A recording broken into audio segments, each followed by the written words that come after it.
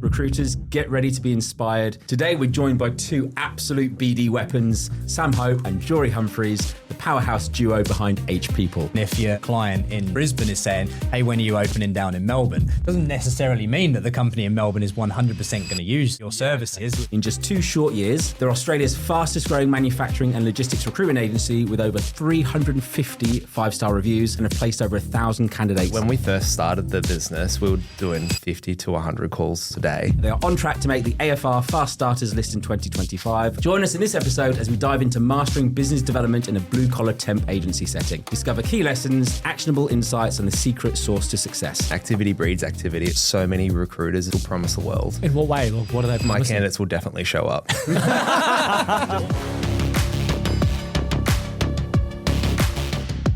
Gents, thanks for joining us. Thanks for having us. Thanks, Ed. How was that pump up? That was a good pump up. That was good. I like that a lot.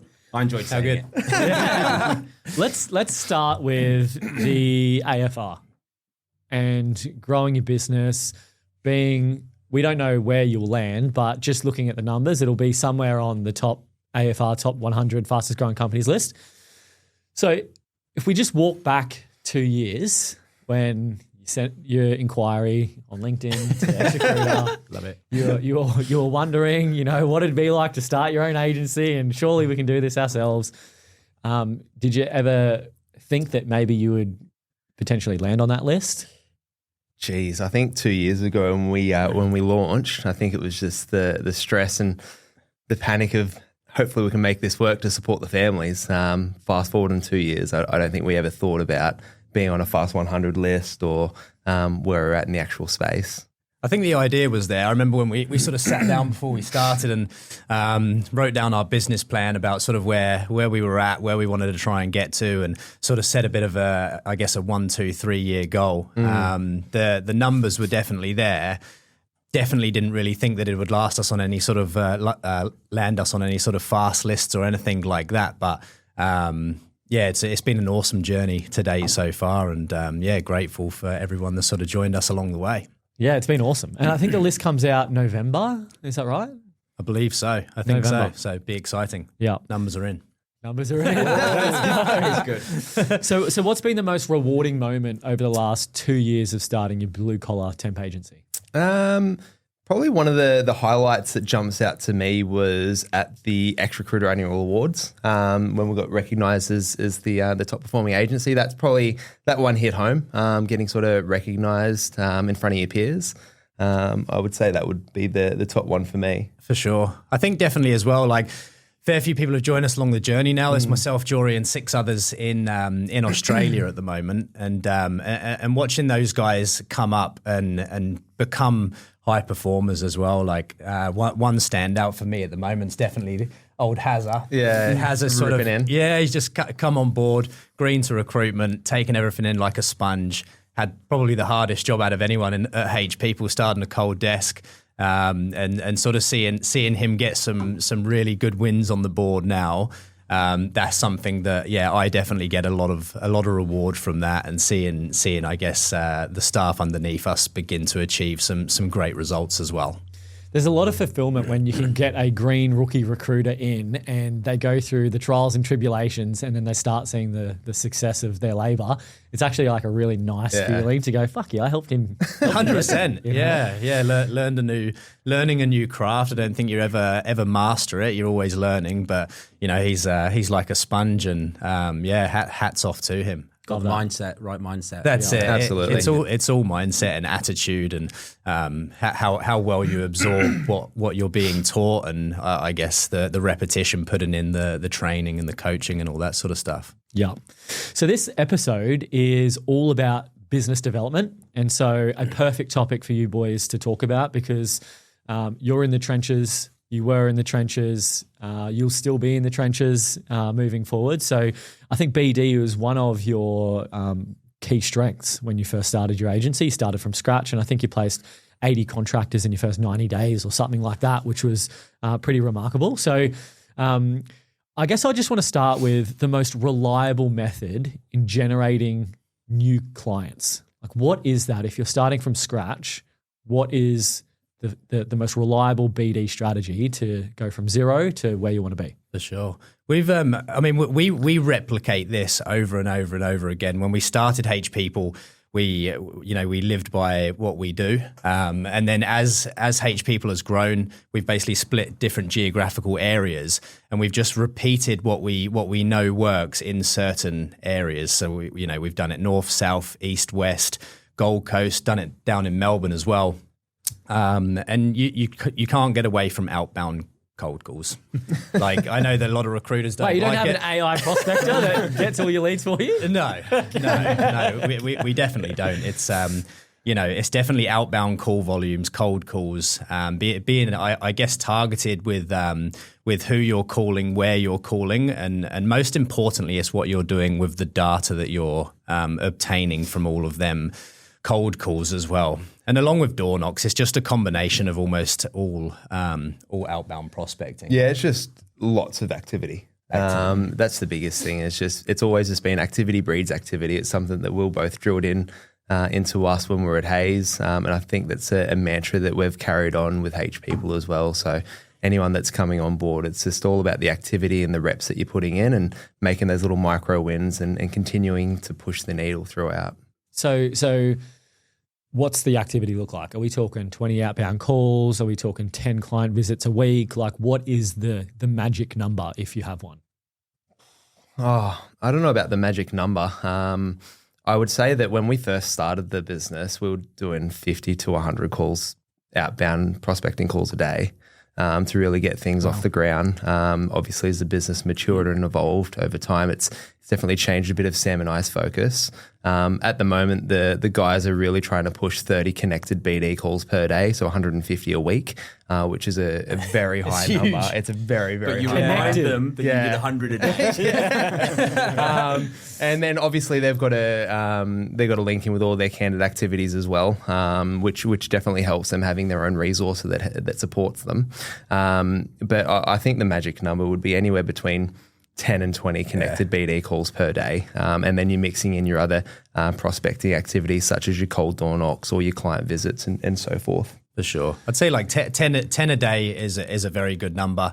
Mixed in with, you're going out on discovery meetings every week. I'd say a minimum of 3 client meetings a week. And when you go to these client meetings, we use sort of a 5 up, 5 down rule, which is just door knocking businesses literally next door to the business that you're going on a meeting to speak to and have that discovery with. And then just going up and down, 5 up, 5 down, and letting them know, you're potentially going to be working with their next door neighbor, introducing yourself. This is what you do, finding out key contact information within those businesses, and then going back to your CRM and making sure that you file all of that information, all of those contacts in prospect BD lists within the CRM, so that you can consistently reverse market out to those lists as well. We see a lot of results coming from reverse marketing to targeted prospect lists. And do you blitz in core kind of parts of the day, or is it just 10, 20 throughout the day, run your own time? What's most effective for you guys? Yeah, I think we've really tried to change it up a little bit throughout the course and figure out what the rhythm is.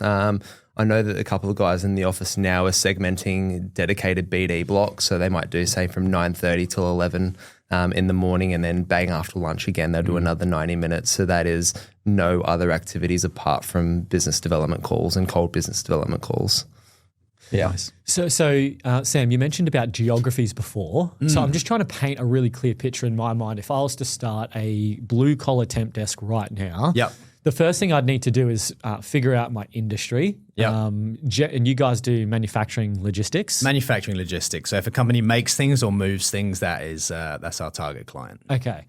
And so to start with, you would build a BD list on Google. I don't know. How are you building out a list? Yeah, so I mean, we call it mapping the market in a specific geographical area. So say your patch, let's use Harry's patch, for example, because we've been through this process, been doing it for the last sort of 6 months or so. Google Maps is a great tool if you're at home on the weekend, or if you just wanted to have a look on Google and see who's in that area. Otherwise, if you're on site or if you're actually in the suburb itself, driving around and actually noting down all of the businesses that you want to work with, essentially, in that area. When I'm doing that, I'll more often than not pair up with one of our VAs overseas as well, be working off of a shared spreadsheet. So I'll be driving around, potentially there'll be someone in the car with me, we'll be writing down all the business names. By the time we get back to the office, all of the data has been entered into the CRM with phone numbers, sometimes contacts of who we need to speak to as well. And I think especially with BD, if you're going in prepared, if you've got a list of 300, 500 target businesses that you want to speak to in that geographical area, it just means that when you do pick up the phone, at 9 o'clock in the morning and you know that you've got that 1 hour, 90-minute block, 2 hour block, you're not floundering around and wondering who you need to call or spend wasting time, and you're being highly efficient because you already know who you're going to call. You know what the outcome, you're looking to gain data and information of who you want to speak to. And after you've spoken to them people, it's about putting those people into lists. So that's really good. So some of the blockers for people doing BD is 1, finding the company to call, 2, finding who to speak to, and then 3, finding their details so they can actually reach out to them. Yeah. So what you're saying is you'll drive around, super manual, but you just write off a day to just get all the data together. Yeah. You go back to work, you write out the 400 businesses that you saw. How do you know who to speak to specifically? Is it just your best guess, or do you just go, I don't have it yet, but here's their Google number. It's a 0736. I'll call and I'll ask for the person. Like, how do you build out that information? I think, especially over the last couple of years, that has definitely changed, and it's gotten a lot better. Efficient. We used to just call the reception and ask, introduce ourselves and ask who's the right person for us to speak to. Yeah. And then, more often than not, you'd get a name and an email address, and we'd build lists like that. Then people would then move over to the next stage, which would be the clients that you're trying to warm up and reach out and speak to sort of on a monthly basis. Yeah, where I think these days we've got some technology and a bit of tech that we use that we can actually find that decision maker a lot quicker. So if we've got the business or the target business that we're looking for, we can actually plug in if it's an operations manager, a general manager, and operations leader, and then being able to identify who that is through the software, and then be able to get a phone number and email. And speak to the person immediately rather than going through the gatekeeper, which everyone enjoys. Do you have challenges getting through the gatekeeper in your industry? Oh, yeah. I think everyone. Any tips or tricks? I used to just get the number wrong by 1 digit at the end, and you'd end up getting through to like finance, and they'd put you through straight away. So it was always little things. Yeah. What's a cut through? Now, I mean, I just approach it quite softly, in all honesty. I just say that I want to introduce myself to the person on site, and it comes across a lot. I guess a lot less salesy, if you like. Like, I hear some people going in there and saying, like, I'm a recruiter, this is what I do, I want to speak to the person that does that. And then, it's an easy out for them because they'll just say, I've got no immediate need. Yeah. It's all good. Thanks. If I was going through to a gatekeeper, it would be connecting with other business leaders and then connecting that way. So not really trying to pitch any recruitment offering, more of a networking perspective of trying to connect with the other leaders in the business. Yeah, that's interesting, because that was going to be my next question is when you do have this icy cold, you saw them down the street, you've put them details in a list, and then you're just calling up to talk to them. What are you actually calling them about? Are you calling them about potentially catching up for a meeting? Are you want to get on their radar and send them an intro email? Then maybe it's the next call you kind of go in for the meeting, or like how are you approaching it? I think that depends on how icy that person is. I think at the end of the day, not everyone will do business with you regardless, and I think that's important to know. But again, like if we're finding out that person is my sort of barrier to get into that is if I can give them a bit of information, like whether that's an email or whatever it might be, and then get them to sort of agree to receiving a bit of information from me. Following that, maybe lead into another, hey, is it all right if I was going to pop out there and say g'day, or introduce you, or bring a coffee, a 5-minute conversation, if you see any benefit of us connecting. Interesting. And so what's your strike rate? Is it 5%, 2%, 30%? If you're doing on 30 all outbound cold calls. I'd like to hope it's better If you're doing 10 connected, 20 connected calls a day, are you getting one appointment, no appointments? It honestly depends on the time of year, the day, right place, right time, I believe. Like, I mean, I made, probably 15 cold calls. I think it was early last week, and organised 4 discovery meetings out of those. So that was a fairly good success rate to get in front of them.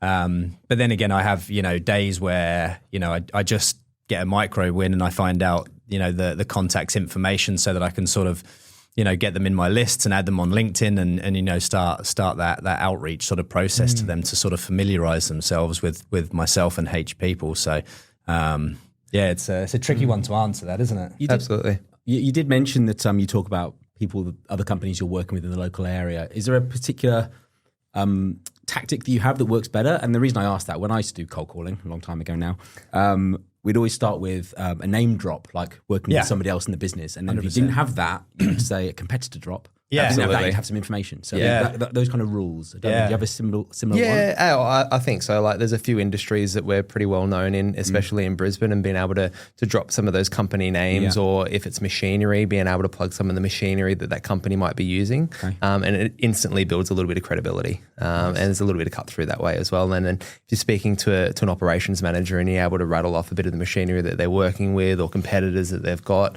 or particular people that you're working with in the industry that they know, then they know it's like, oh, this person's better than your average recruiter. He actually understands a little bit about my business. Speaking to. Yeah. That's half the thing, isn't it? It's just getting credibility and Is there a timing window that you feel people are more receptive to a call from a recruiter? Like, this is one thing that comes up all the time. It's like, oh, I call people before they start at 7:30, or I do all my BD calls at 5 o'clock, when everyone's ready to go home and they're more likely to pick up the phone, or is there any timing window that you feel works best? I was always trained your core hours. You know what I mean? I was always trained your core hours, sort of get your BD done between sort of 9 and 11:30, smash it out.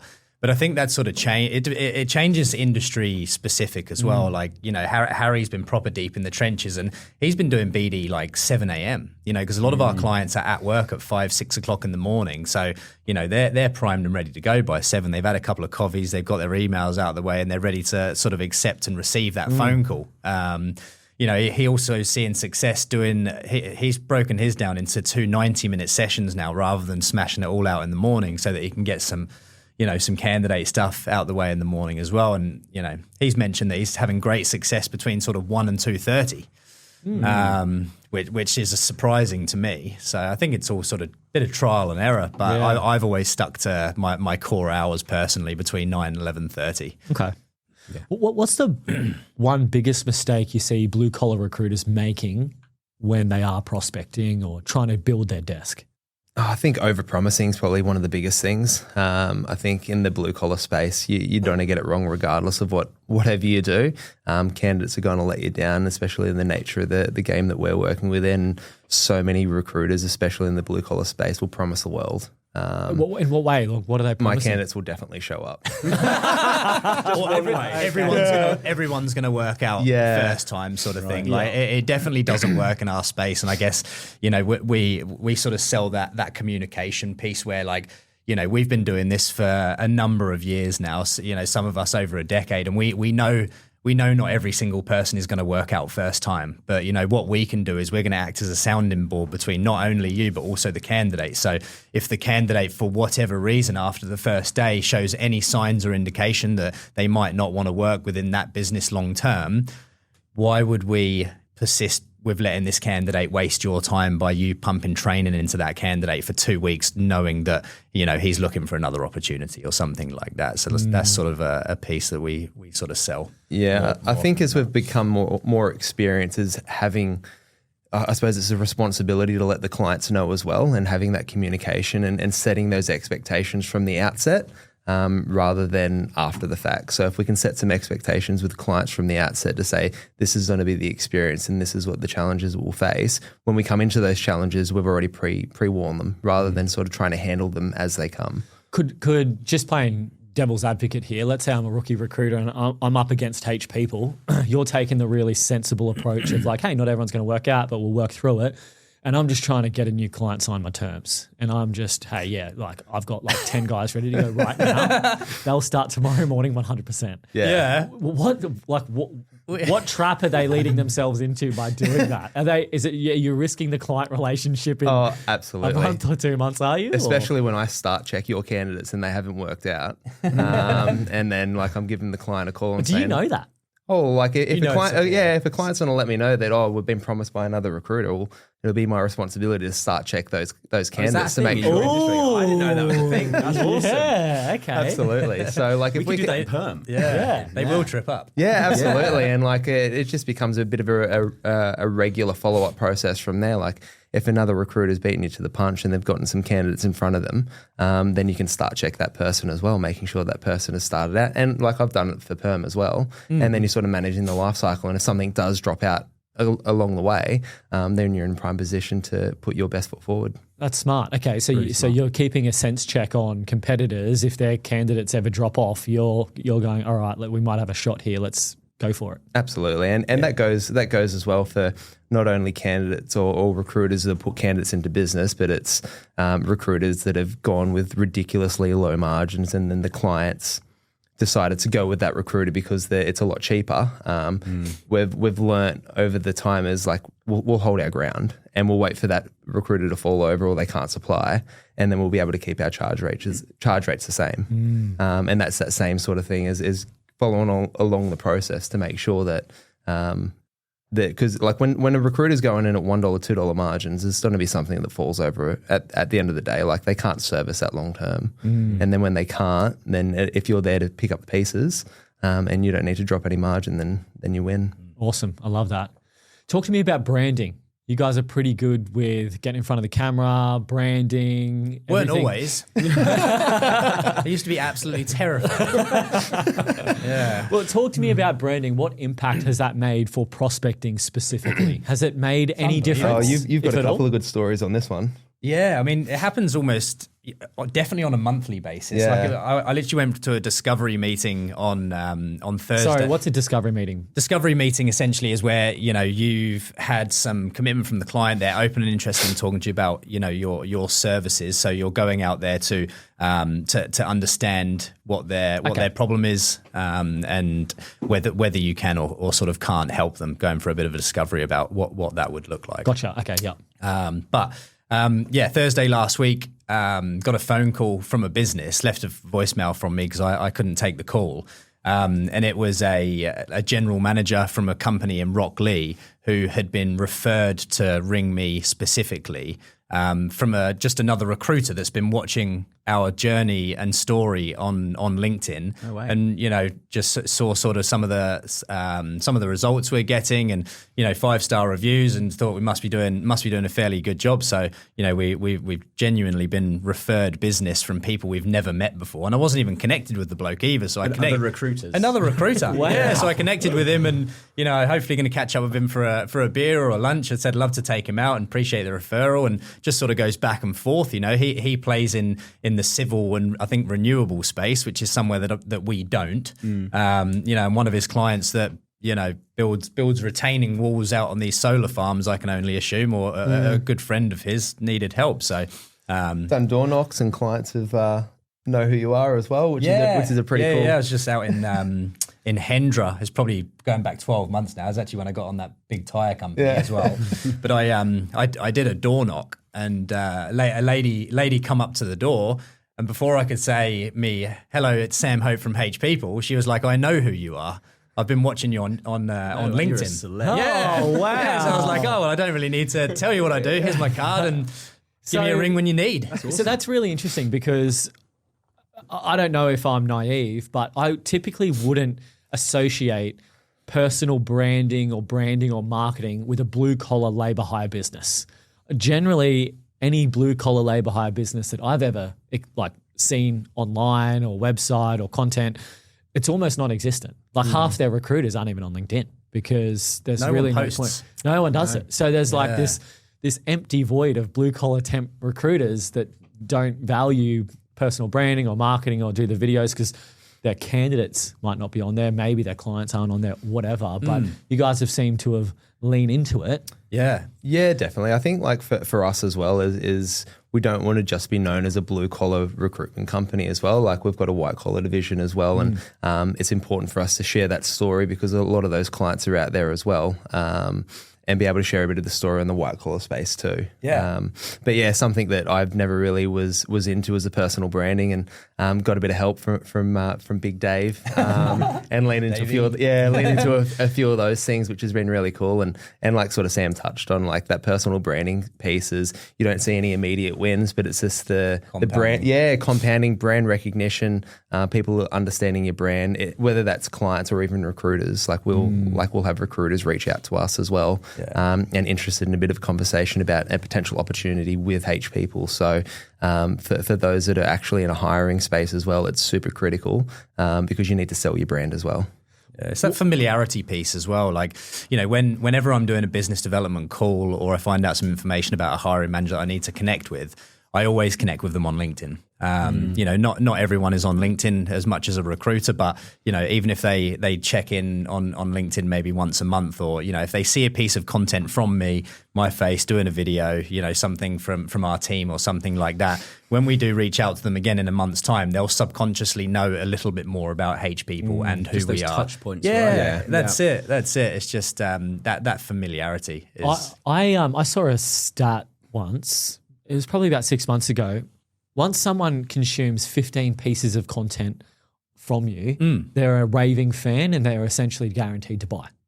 And so apparently, this is not my stats, but apparently they usually see 1 in 4 or 1 in 5 times that you post. Rightio. So sometimes people think, oh, I'm just like smashing people with all my posts. Everyone's going to see every single one of my posts. But in reality, they might see 1 out of 5 posts because their feed's full of other stuff. So technically, it means that you need to post like 60 to 70 times for someone just to see your stuff 10 to 15 times. Yeah, I suppose on that sort of logic, it's going to take at least 3 months for that person to be consuming your content if they see it, say, once per week. So it's very much the long game with personal branding we've found. And I think in this space, and as it continues to evolve, it's super critical. Just consistency as well, isn't it? Like, I'm proud of you. You got excellent recently, but that's just your stuff all the time. Yeah, but it's targeted. Like, you know exactly the message that you're trying to portray, and I guess Dave's helped quite heavily with that. Like, and he opened my eyes as well. Like, you know, I've always been quite active on social media, like only LinkedIn, I guess, more recently, but just being a bit more structured now with like certain pillars and, you know, certain things that you want to sort of, you know, get across. What's some advice you would give to a recruiter trying to get their social media happening? I'd say segregate maybe 2 hours a week.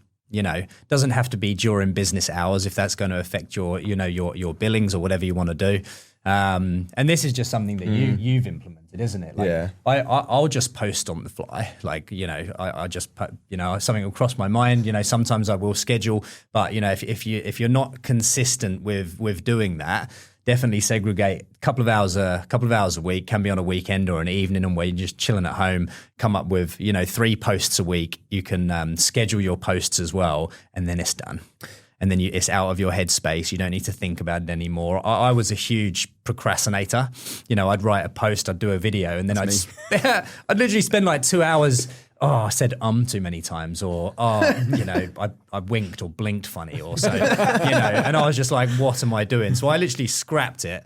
And then one of my mentors just said, look, mate, no one cares. Just get it up. You just need to start posting. And then I was I never stopped essentially. And now I'd say I post consistently at least 3 times a week, sometimes 5, depends on the week, depends how I'm feeling. And predominantly LinkedIn, because I see some Insta posts. Well, we actually hired a social media manager. Okay. That looks after all of our H people social accounts. So she's one of her KPIs is to post 1 piece of content on all platforms.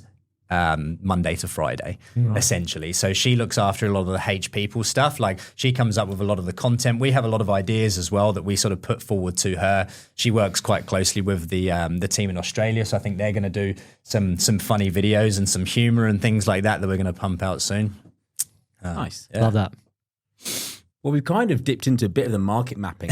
You were saying at the start, but I want to just spend a tiny bit of time here because you touched on going to Google Maps and very much geography related. But was there much science behind it in terms of where you go, or is it like, well, we're not there, let's go there? What was your thought process when you started? I think that the thought process behind it was because we'd been doing it for so many years that we had an idea of what areas we wanted to go to first. So probably had a bit of a leg up on potential other rookie recruiters. So we knew certain areas that we wanted to work in initially. And then say, for instance, it might be Richlands out in the western suburbs of Brisbane. So from there, it'd be mapping out all businesses in Richlands and then going out to Darra and then going out to Acacia Ridge and then to Rockley, and then slowly your circumference is getting bigger and bigger. And then your market or your mapped market is your list is getting larger and larger, and you're starting to get those contact decision makers from there. Yeah. Okay. We do keep it completely geographical though. So like that's how our desks are split. So there's literally roads that will have a desk essentially. So like a road will separate one desk from another desk. Okay. And the reason behind that, there is some science to it as well, is, if you're recruiting forklift operators, production workers in a geographical area, you finish a recruit, you've got, 4, 5, 6 candidates left over that you've potentially submitted through to that client that were unsuccessful for whatever reason. If then you've got to turn your attention and then go and recruit somewhere on the north side, all of those candidates are then, obviously going to get a job elsewhere. And then when you come back down to the south side or wherever it was to find another job, you've got to basically start the whole process again. So it's all about really concentrating your time and effort in your candidate pooling and sourcing so that, when you finish a recruit here, you can then reverse market candidates out to that prospect BD list or, your warming BD list essentially, which adds value to that company as well, because, if they regularly recruit, say, store people, and you've got an experienced recruiter consistently adding value and saying, hey, mate, this just crossed my desk. This guy's, had great experience, ABC. That's better than somebody just giving you a call and saying, hey, mate, do you need any staff? Do you need any staff? It's like, it's easy to say no, but if you're really struggling and you do need staff and somebody puts a candidate in front of you for, one of your reverse market channels, it's all, I'd say every time we do a reverse market, we get a positive response from somebody. And every day we're doing business development and we're adding more contacts to our prospect BD list. So our lists are just continuously growing. Yeah, I reckon if recruiters are going from one area to another, it's really hard to build a bit of momentum. And I think that's where recruiters can definitely get unstuck. Yeah. We made a very, very conscious decision not to go outside our geographic locations when we started the business. Build up an area, move to another. Build up that area, move to another. Yeah. Whereas if we, say, launched in Gold Coast too early, then I don't think we would have had anywhere near as much traction as the northern suburbs of Brisbane, because we would have been spreading ourselves too thin, going to different areas. So that'd probably be another tip, especially in temp recruitment. I know perm's a little bit different, but I think in temp recruitment, it's super important to see if you can stay in your one geography and then expand from there. Where like people that are going from one area to another, you can't build that momentum, you can't build that candidate pool list, and I think you start to flounder a little bit. And you hit a ceiling. Yeah, absolutely. And I guess from a candidate experience as well, right? You've not placed them somewhere, but you can still work with them. Absolutely. Definitely. Yeah, that's right. So what makes you decide, we should put more resources, more time into a certain geography? Is it just the number of... I guess it's how it's performing. Okay. If you like. If an area is really going off and pumping, like, the three of the desks at the moment are sort of getting towards a point where they're going to need additional support and those sorts of things. And that's where, we're going to be able to create opportunities for, promotions and things within our team and management opportunities and those sorts of things. But yeah, definitely be around the opportunity in that geographical area. We had a couple of opportunities presented to us, which is why we expanded into state as well. Well, that was going to be my next question. There you go. There we go. Keep talking, Sam. Keep talking. Yeah, I mean, we built up a great reputation. We have awesome relationships with our clients. And I guess one of the benefits about our space is a lot of our clients do have a presence nationally. So if they're in Brisbane, they're more than likely in Sydney, Melbourne and Perth.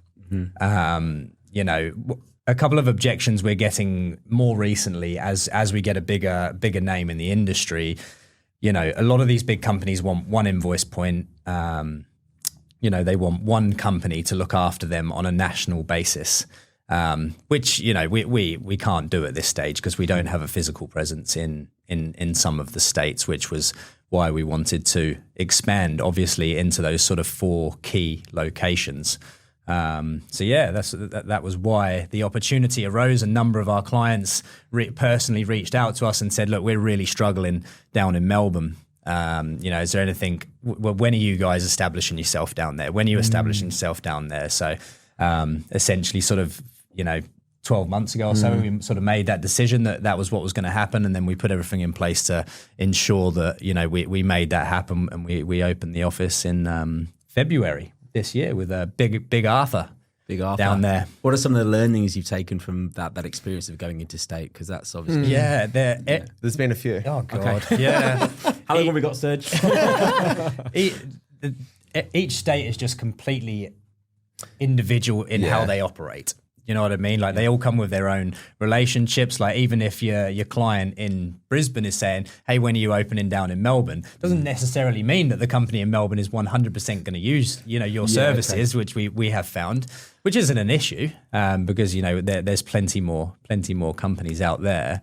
I think another big one as well is the competitiveness in some other cities. And I think it's someone's just driven the margins down, and this is quite widespread, we're finding, across Melbourne specifically at this stage.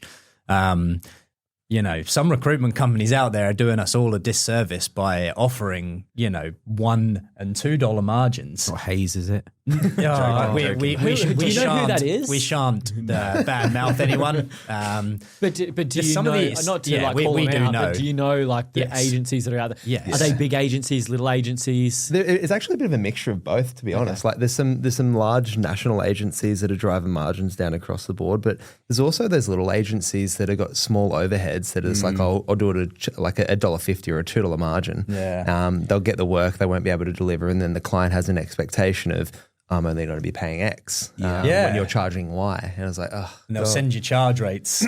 They're like, oh, can you match these? Yeah. No, we can't. You know, we've walked away from so much more business down in Melbourne than we have accepted due to that. You know, Right. You know, I can only Why do you think I can that is? only Why do you think assume Melbourne's like that? Just a scale of the Yeah. just Like the amount of obviously recruitment's a very competitive market regardless of what state you're in. It's definitely a lot more in Melbourne, we've found. And that's probably a key lesson in ourselves is we did have clients that were interested in using our services, but we probably could have done a lot more research into the market and got a bit more market-related feedback before we made the decision to launch. I'm sure we still would have launched regardless, but probably a bit of a key takeaway from us is you can't just copy-paste. Can't copy what we did in Brisbane and just expect it to take off in Melbourne at the same rate. Did you explore it from Brisbane first, like have somebody going into that market, or just hire straight into Melbourne? Oh, you did a little bit of recruitment for Melbourne. At a previous company, we essentially sort of took this same path and did it before.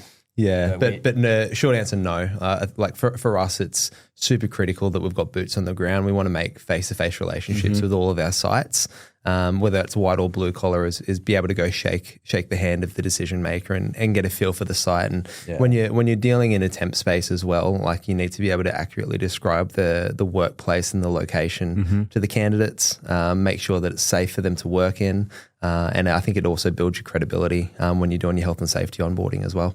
Okay. Kind of final question for me around positioning and the market mapping side. You kind of touched on meeting somebody within renewables, I think you said, but you're not in that space yet. Yeah. Like, what's your approach to new areas to go into, or are you just going to go deeper into what you are now, or are you as in within our industries? Yeah. And in our Is there any kind of slightly aligned industries that you might just go into, or I think not opposed to it, but we I don't want the shiny ball. Nah, Yeah. we're going to stick in our lane. Yeah. Like there's so many more specialisms within the two industries that we can explore into. Like, Fergus Cox has just come on board leading our white collar permanent division. And I guess his background is heavily around industrial, FMCG, supply chain managers, procurement.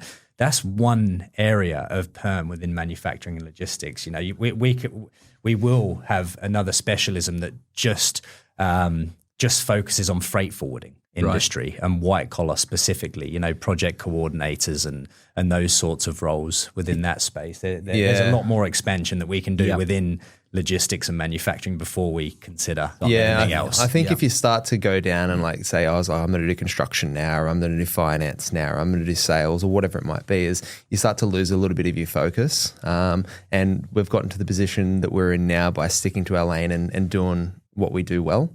And I think if we start to diverge and go into a different industry or a different vertical, then we might lose a little bit of the focus. So it's super important to us to stay within our lane. And for us, we want to be Australia's best manufacturing and logistics recruitment company. I think that's good advice even for a recruiter. I know when I was doing sales recruitment, I was doing FMCG predominantly. And I remember thinking, hey, I want to try a bit of that because there's loads of money over there. Yeah. You get you can your water job down what you're doing. Yeah, there, you might place it, but then you've got 100 candidates that will never Absolutely. hear from you again. 100%. Yeah. So that's it. And we can leverage off of our existing client base as well. We've got such a huge presence in that blue collar space, especially across port logistics, that entry now, which we've already started into the freight forwarding space, is just a natural evolution because we're already building relationships within these businesses. We're just basically cross-selling within that company. We're finding a new hiring manager that looks after a different division within that business. And then we build a relationship with them and we help them build their teams as well. I want to move into relationship management. As a perm recruiter, I've always found it fascinating for temp recruiters on how they manage the relationships with their clients and their candidates. So I guess firstly, how do you position yourselves as a trusted partner in recruitment rather than just another recruiter? Yeah, I think this has probably come over years of evolution, and it's probably just a bit of a natural evolution from when we first started to where we are now. And I think it's the conversations that you're holding with the decision makers, and it's more about the risk for the business. And especially at Sam and I, we're looking at more of a higher level when we're speaking to the decision maker or speaking to a senior leader and trying to give them the benefit and the return of investment of what they could be if they're partnering with a specialist agency such as us. Can I just dig deeper into that for a second? So you said a few keywords there. You talk about ROI, you talk about risk, you talk about these terminologies that are really important for hiring managers, business owners. Did you ever use that language when you were working at Hayes? Absolutely not. No, not at all. Yeah. And so just out of curiosity, now that you're running a business and you truly understand ROI, risk, and these decisions, do you feel like you've got more context on, I think I know what this guy's fear is and why he stays awake at night? Yeah, definitely. And that's from the mentors that we've been able to surround ourselves with, and the personal development that we've put ourselves through. And super important to identify these areas for us. And we're more looking at it as a partnership rather than a transaction. So if we can partner with a business and help them with their staffing requirements, then awesome, and get them through the problems that they're facing. Rather than I know that when I was at Hayes, it's like, let's try to win a deal. I'm worried about my commission for the month. Now it's taking a different lens and more of a longer term opportunity and partnership with businesses. Shout out to the cost dog who helps upskill and train us in that area. Well, that was going to be my next question. If a recruiter's sitting there thinking, what the hell's ROI mean? What the hell, what are you talking about risk here? We're just trying to fill some jobs. Yeah. How can a recruiter, what's the takeaway a recruiter can have right now on upskilling themselves in risk and ROI and ultimately the language of leaders. What they look for? Like, is there a course? Is there a person? Like, who could you potentially upskill yourself with to learn these strategies? I think that we're in a very fortunate position because we're surrounded by so many people at all levels above us.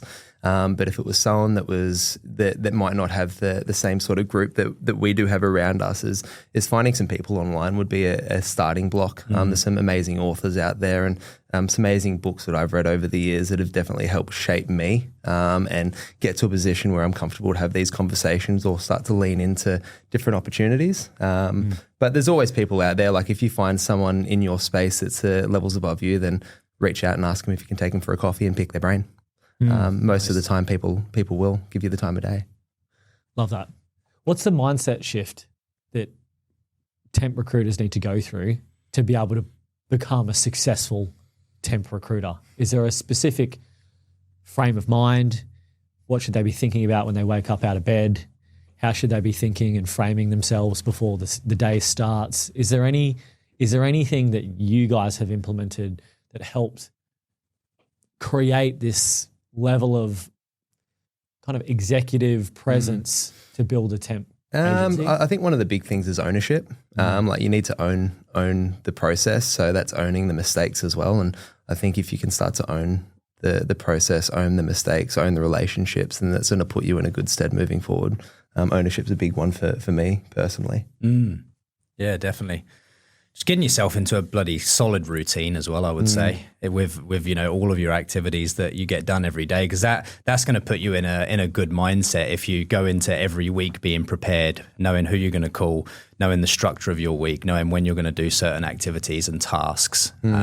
I think if you go into a week being prepared rather than floundering around, the outcome that you'll have at the end of the week is a lot stronger. Like this financial year, we've implemented outcomes that matter and what a good week looks like, and that's all around mindset of the team, and just knowing what outcomes we want to have achieved. What does a good week look like? What do you want to hopefully have achieved by the end of this week? Is it closing this deal? Is it getting a response from this client? And then the outcomes that matter in our space are, temp numbers, net increase, client interviews, CV send. What are those numbers?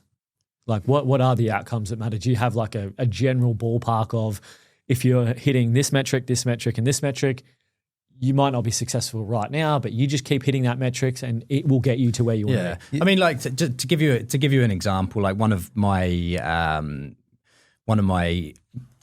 what a good week looks like for this week is myself and Jory are targeted to fill a few perms a year ourselves as well as a number on our head. And I've always recruited heavily in the transport allocator space. So one of my outcomes that I want to have by the end of this week is to connect with 20 new hiring managers that would hire a transport allocator. So that's an outcome that I want to achieve by the end of the week. I've said it, I've written it down. And then when it comes to, if it's not going to happen by Wednesday, which it will happen, I'll have a word with myself and turn it around and make it happen. But yeah, that's just one of my outcomes. And every week we want them to sort of essentially change as well what a good week looks like. So it's a moving, growing, evolving. Yeah, I think if you continually to push the needle a little bit forward, and you can set some goals from the outset, if you hit 80% of your goals each week in, week out, then by natural evolution, you're going to become better in all areas of life, whether that's in recruitment or your personal. So it's been a big focus of us. And again, shout out to Matty that he's sort of helped us get aligned on this particularly, is how we're going to drive the business forward. And a lot of that is to do with mindset, and a lot of that is to do with goals, and keeping everyone accountable to their numbers and keeping everyone accountable to what they're looking to achieve, whether that's on a financial year from a GP target standpoint, whether that's personally. So for us is getting those triggers in place and making sure that everyone understands the journey that they're about to go on, and making sure that everyone's moving forward with one of our we've got performance pillars for this year, and one of them's about momentum. So continually moving forward. Love that. I think you can get lost in just the day to day, and just operating, and then you risk not being a high performer and just operating. Yeah. So these little things that you can anyone can implement them. It doesn't matter whether your manager or whether the business is sort of driving them down. Like if you're a recruiter and you want to really elevate yourself and become a high performing recruiter, implement a few of these things that we're learning about now, that have proven to push the needles in other businesses. My final curiosity around relationship management is the frequency on how often you talk to your current clients. So do you have like a routine? Is it like once a week we'll just dial in and say, hey, what's up? Like what does the frequency and the rhythm look like when maintaining relationships? It depends on the size of the account, I would say. Our whole team get into a habit as a minimum, even if it's a small account with one person working there, religiously we call them every Monday. Every Monday? Every Monday. What do you talk to them about? Ask them how that person's performing, how they're going. It's a good chance to Do check you in. connect with them every Monday, or maybe you don't speak to them for a few Yeah, I'd weeks? say, I'd say most of the time that they do. Yeah, You they should connect. be answering our calls. Like that's the relationships, especially with the existing clients, that they should be answering your calls when you call them. Yeah. So essentially, we just call them relationship call, ask them how their weekend was, build a bit of rapport. And while you've got them on the call, just to say, is there anything happening this week that I need to know about? Is anything happening? Have you heard anything coming up in the next few weeks that, we need to start preparing for? So basically just finding out whether there's any upcoming jobs or people that they might need in the near future. On your larger accounts, it's not uncommon to speak to these people on a daily basis, depending on how many people you've got in there. Because, if you've got 10, 15, 20 people within a business, there's always going to be things going on, things happening. There's always, potentially going to be the requirement, you'll always be hiring more positions as well. So it might be submitting a candidate, it might be following up on an interview that happened yesterday. But yeah, sometimes there can be very, very high touch accounts that we look after. But because our consultants look after a geographical area, it naturally means that their desk is filled up of small, medium, and large clients. So depending on the size of the business and the requirement, definitely as a minimum on a weekly basis. And that doesn't necessarily just be the recruiter that's calling the account or the client contact in there as well. Like we've got a resourcing team as well that will reach out and they'll speak to the hiring managers as well, build relationships. So that hiring manager is getting relationships across the H People business, and whether it's from Sam and I or one of the consultants or one of the resourcing team, they're building key relationships across the board. For sure. Nice. I want to get into value proposition and how you pitch yourselves. Yeah. I remember coaching consultants when you're in big agency like you guys both were. We'd often coach on the scale of how big we were and what we could cover and all that kind of stuff. I'm curious as to how you coach your consultants now to differentiate themselves when you're 2 years in, doing very well, and you might be competing with these bigger agencies. I don't think it really matters going against a big agency these days, not as much as it might have had previously. Like people buy off people they like. I don't think typically that companies are buying off because of the brand that you're working for. Yep. We're really heavily invested in personal development for us as well as our teams. So we get all of the guys to go through Swish training. They're all onboarded in high performance coaching through Recruiter. So everyone's got a bit of a different pitch of what they're going through to the line managers. A lot of the guys have got experience from working in the industry as well. Like Lenny, he's a trade qualified person in a prior life to recruitment. So that leans into his pitch when he's speaking to clients. Depends on everyone's personal story. Yeah. Doesn't it? I would say. Like everyone pitches and talks completely different, like whether they're an introvert or an extrovert. And I think that's leaning into what works for them depending on the sales training that they're getting.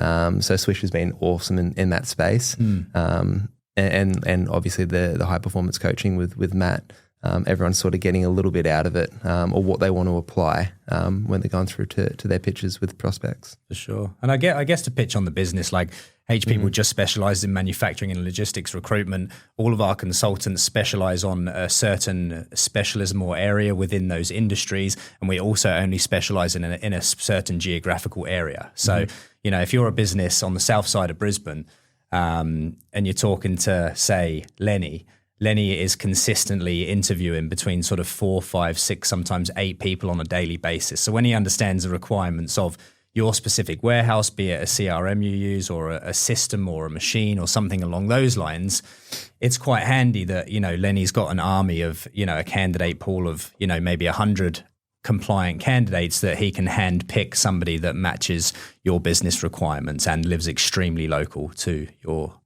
site in addition to that as well. Love it. I want to talk a little bit about overseas employees. You guys have done an incredible job, from what I can see, of integrating overseas employees into your business very quickly. Can you talk to us a bit about that? How it's gone, what's worked, any areas of challenge?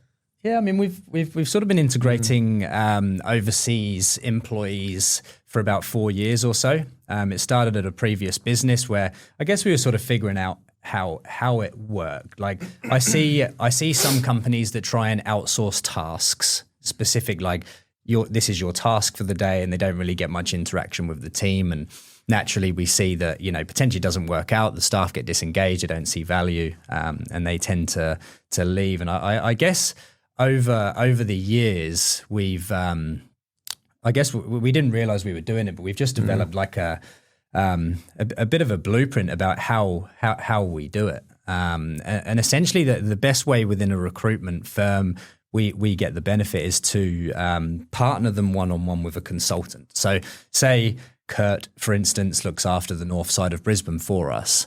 Kurt is now partnered 100% full-time with Kaz, who works remotely from the Philippines. They essentially, we treat them as staff of H people. They're no different. We have morning huddles every single morning at 8:30 in the morning. Every single person within the business is on those calls. The Kurt and Kaz will give a joint rundown of their desk priorities and wins and things that they want to have an outcome for the day. But essentially, it's taking a consultant and partnering them up with someone remotely so that they can work in partnership to achieve an outcome for the desk. So whether that be, a financial target, the split that it always starts off being is the consultant will focus majority of their time on business development activities, and the resourcer will focus their time on, candidate sourcing activities. While they're doing them candidate sourcing activities, they also work in partnership with the business development, because they're speaking to, sometimes 70 candidates on a daily basis.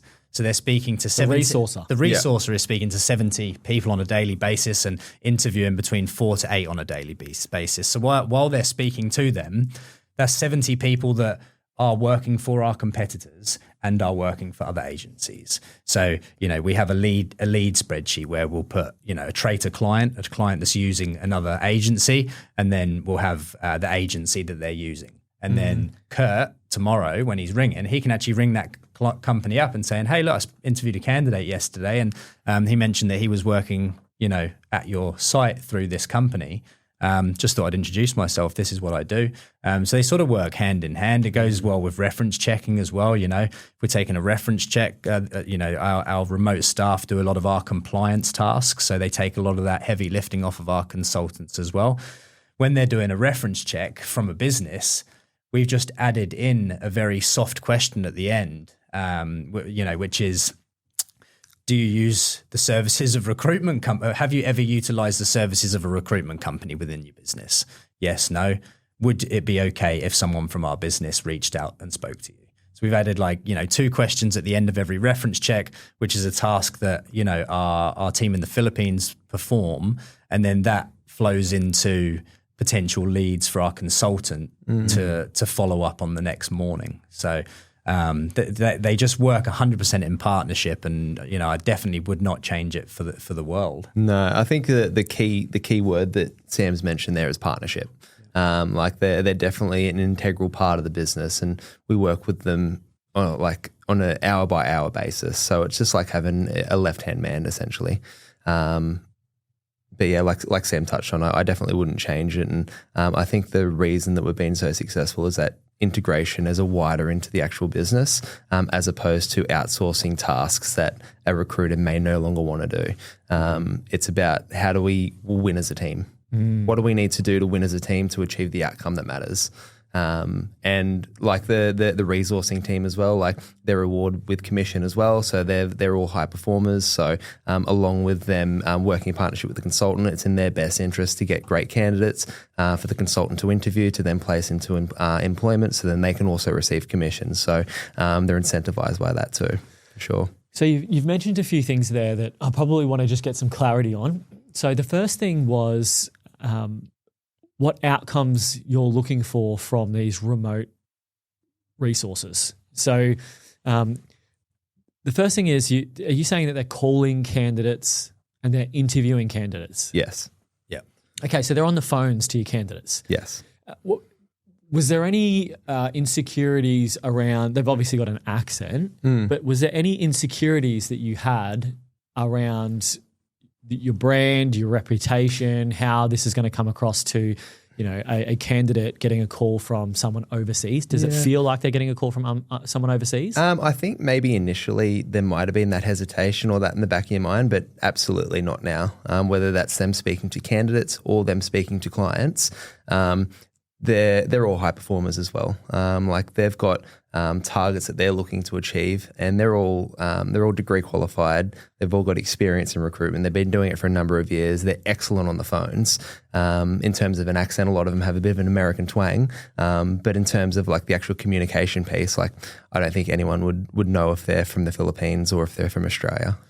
That's really interesting. So they reference check. They call potential references. Yeah. They call candidates. Yes. What else do they do? Yeah, they do a lot of pre-screening. So they'll pre-screen candidates every morning and then actually line up and organise interviews for the afternoon. We're actually starting at the moment. They're like Kaz, Sal, a few of them are actually starting to hold the interviews themselves. Where the consultant isn't actually even going to be a part of it. At the moment, the consultants are sitting in with their camera off and actually listening and observing and training and making sure that there's no gaps, that absolutely everything that would have been covered in an interview that, the consultant would hold is being held in the same interview with the same notes and those sorts of things. And whether that's been covered off, like we have one-on-ones with all the resourcing team as well, and identifying areas that they might need to improve upon or areas that they're looking to upskill in. A lot of them want to get more involved in business development as well. So that's the case of how do we integrate that into some of our existing clientele? So they would be liaising or speaking with existing clients who we're working with, warm or hot clients of H people, and starting to build a relationship with those hiring managers as well. So they're starting to look a little bit more of the end-to-end piece for us. Sure. And compliance as well. So Yeah, they look after a lot of our compliance. Like before we can send a candidate to work, there's like a number of checks that we've had to go through, registration form, sometimes police checks, sometimes medicals, reference checks, validating tickets, checking licenses. I was chatting to someone from another recruitment company, and they mentioned that it can take up to 3 hours for them to get a candidate compliant of the consultant's time. That was going to be my next question. Yeah. How much time back have your consultants got now to focus on revenue generating activities? 100%. I'd say at least they've gained You'd say an they're extra, twice as I'd say, productive. yeah. they've gained an extra 100%. 30 to 40 hours. Yes, easily. Wow. Easily. Especially when you're working in such harmony. Like obviously, it takes a few weeks to sort of get into that groove so that they each know what they're supposed to be doing. But we just communicate constantly on. It's almost like they're not in the Philippines. It's almost like they're just working from home. We're I'd say in a day I'd probably have more than 10 video Teams calls with the team. Just give them a quick call, have a quick FaceTime with them, run through, a few questions or something that I had, speaking to them, messaging them constantly. Yeah. So they really do feel valued, and they know how much of a difference that they are making, to the desk and, working with their consultant to H people and the lives that they're changing as well by finding people, their forever jobs. It sounds like you've really nailed the process, the rhythm, the KPIs of a VA. And I don't want to load you guys up with extra responsibilities, but if someone's listening and goes, I like the sound of that, would they be able to reach out to you and pick your brain? Yeah, absolutely. 100%. Yeah, we always welcome, anyone within the industry reach out to us, ask us how we've done it, what hasn't worked. We're always here to share advice and those sorts of things. I think for that, because we've been fortunate and we've reached out to mentors or we've spoken to people that are further ahead on the journey than we have been, and they've given us the time, that it only makes sense that if anyone wanted to reach out and have a bit of a conversation or ask what has or hasn't worked or any fears that they might have, for us, we'd certainly welcome to help anyone that's on that journey. Nice. Just another excuse for some overseas trips, I'm sure, as well. Yeah, we actually just got back from the Philippines. you did? Yeah, it was our first time over there. I think we've been back, 3 or 4 weeks now, and it was such an amazing trip to actually go over and meet our whole outsourced or our remote team over in the Philippines and we're fortunate enough to spend a week with them in Makati, where we had an office and we had videographers come in, and you'll start seeing a lot more sort of content from our remote team being published on our LinkedIns at the moment and those sorts of things. So so excited to share that with everybody. Big shout out to them. They're doing an amazing job. 100%. Yeah, that's it. So if recruiters could take away one key thing from today, we've covered a lot of ground, I think, but what do you think it would be? I'll ask you both independently, I guess. Jory, what do you think? I think persistence is the big thing, and momentum. I think the big thing is, especially when you're in the early stages, and I'll probably reference Harry here again, is when Harry came on board, we said, mate, the first year in recruitment, especially in your desk you're about to get into, is so difficult. And we could see about that sort of 6-month mark that it was really having a bit of a drain on him. It's like, mate, you just need to keep pushing, because the activity that you're putting in now, you're about to see rewards. And when you don't have any rewards and you can't see him coming through, then it can be a bit of like an empty promise. But now he's sitting there, he's like, oh, thank God I've held in there, because he's now seeing so many rewards come through, so many new clients come on board. He had 9 starters yesterday. He had 11 client interviews yesterday. He's absolutely flying. His desk has doubled in 3 weeks. He even said but it's to me, not because of what he's done in that 3 weeks. Because I had my one-on-one with him yesterday, and he couldn't believe that he's doubled his numbers in 3 weeks, because he honestly doesn't feel like he's doing anything different to what he's been doing. He's just like, mate, I feel like I'm doing the exact same thing, but everything's just like fallen into place, and they're just like, and that is, bro, it's consistency. That is it is discipline. The mantra of activity breeds activity. It's just, that's it. Anyone that's starting off, whether it's blue collar, white collar, temp or perm, it's just about putting in the reps, and it's just consistency. I think any rookie recruiter coming in, and like we've all been around the space for a number of years, there's so much turnover in that first year especially, and you haven't sort of spent that time understanding your craft or understanding your industry or your new role to actually get those rewards coming through. So it's super, and me and Sam is super juiced up about it, because we can see that Harry's starting to get these rewards coming through, and that's just about the momentum and the consistency. 100%. Anything different from you, Sam? Or I was going to say, consistency and discipline. Be disciplined with making sure that you know who you're going to call next week, and don't go into the week sort of floundering around, not really knowing. I work really heavily off of BD spreadsheets. So I got like my market mapping spreadsheet, I've got my warming client spreadsheet, and then I've got my deals tab as well. So I sort of work off of three different sort of platforms. But consistency with your business development is so easy not to make the calls. If you're out on meetings at 9 o'clock and that interrupts your morning BD scheduled window, do one at 1 o'clock till 2:30. Just keep, if you keep that consistency going, if you're disciplined with what you're going to do, you will succeed. Yeah. And you'll run over everybody else that's not doing that, because they'll just have their certain clients, the hiring managers might leave, they might lose clients, and they'll flounder around. But yeah, consistency is key.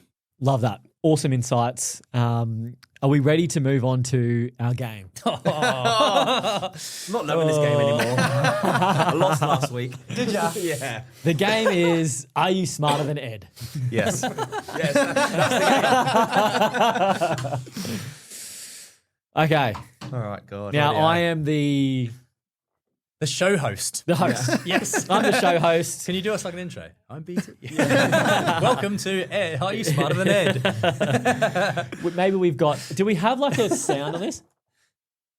Oh, you know how the sounds like, You have just pressed that. all right, now we're smarter than Ed. You've just cancelled the podcast and deleted everything. Huh? You just pressed the button. It might be mute. Oh. There we go. Oh, usually you can put sounds Don't on touch this, anything, BT. And then when you transition, you can go...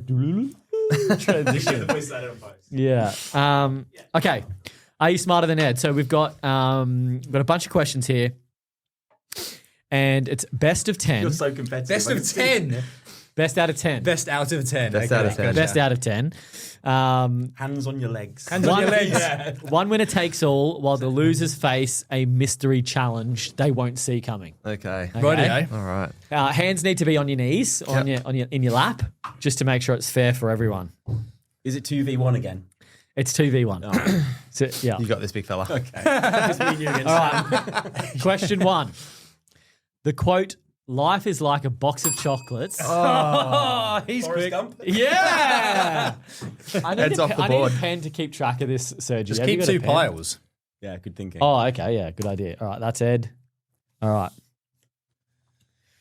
Next question. 1-0. What industry do many regional recruiters in Queensland and WA focus on?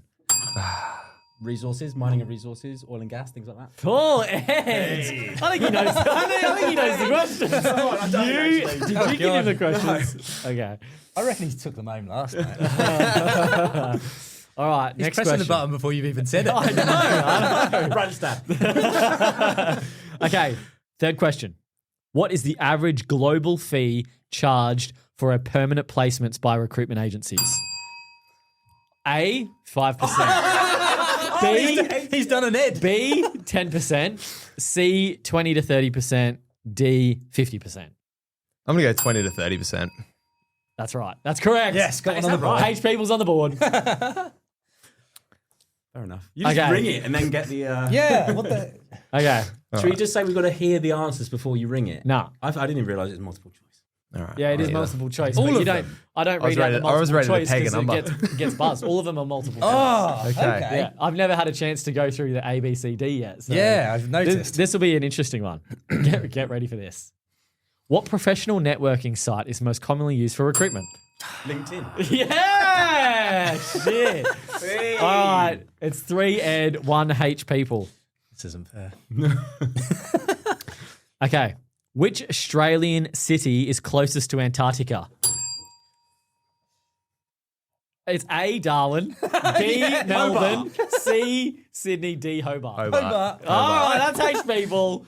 Hey, you gave it to him. Mate, I was going to go with a state. So and all I I was got to like, do Hobart or is hit this Launceston. and wait for Yeah. the answers, Yeah. and then okay, cool, I got this. All right, we should definitely get this one. Who's we? All right, it's three to Ed, 2 to H people. Which Australian city is famous for hosting? The Olympics? That's incorrect. Oh, damn. Sydney. All right, forfeit. Which Australian city is famous for hosting the Australian Open tennis tournament? Oh. A, Sydney, B, Melbourne, C, Brisbane. Let me get D, one in. Perth. Melbourne. Melbourne, that's it. We need some tighter rules around that. Oh, this is an interesting one. I want another recruitment one. Is it one that I wrote or not?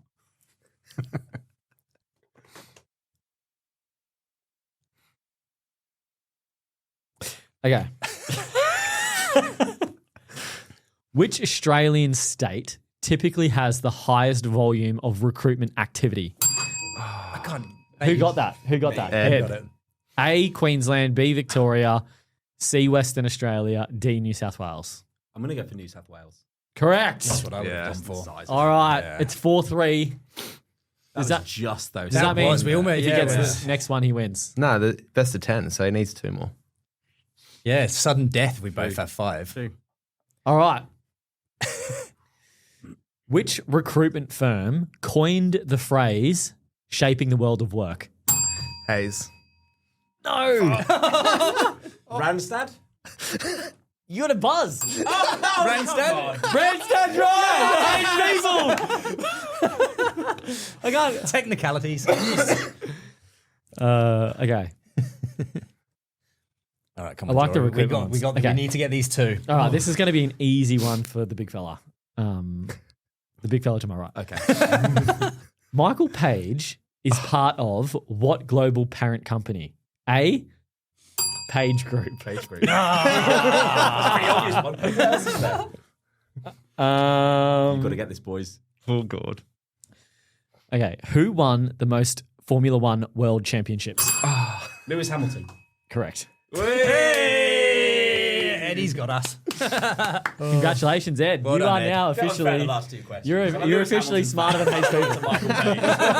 Yeah, these are tailored not well for us. All right, so what does that mean for H people? They've got to do God. that shot of. Oh, you got to do How hot is it? a shot of hot sauce. Oh, God. Maybe you can just choose somebody to do it. And right, I'll Sam, pour, you're I'll pour it out. I need some milk. It's actually not too bad. I'll give you back the band that I did last week. Mate, I'm going to bring in some it hot up, yeah. sauce from home, mate. We're going to have to really ramp this up. Is it hot or what sauce it's is like, it? Tabasco. Yeah, there's a lot of after little effects bit. I found with that. Or burn and ring of fire. Exactly. But listen, guys, thank you so much for joining us. I know we've kind of touched on it, but if anyone listening wants to get in touch with you, Yeah. is there a good way to do it? Send us a message on LinkedIn, probably the easiest way. If we're connected, you will more than likely have seen our your faces and videos. So yeah, don't be shy. Feel free to reach out. Better together. Always happy to help out the recruitment community. Love that.